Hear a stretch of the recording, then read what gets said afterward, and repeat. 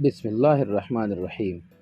که چیرته تاسې په انګلیسي کې مشکلات لرئ او لیک لوست هم نه درځي او املا انشا هم نه درځي، بیا هم د انګلیسي سره لیواله یاست، نو دغه چینل ستاسو په خاطر دی.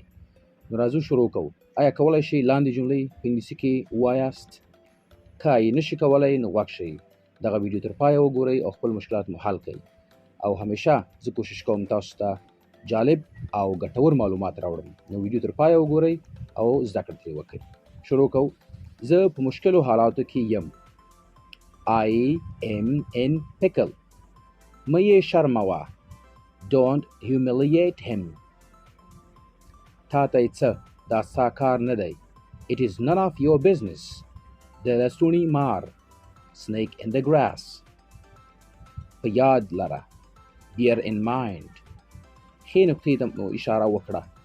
A good point to be brought up. که رښتیا درته وایم. To be honest. دا چې ستاسو خبرې مې غوسې کړې، بخښنه غواړم. Sorry for cutting you off. بیکاره مه کښېنه. Don't sit idle.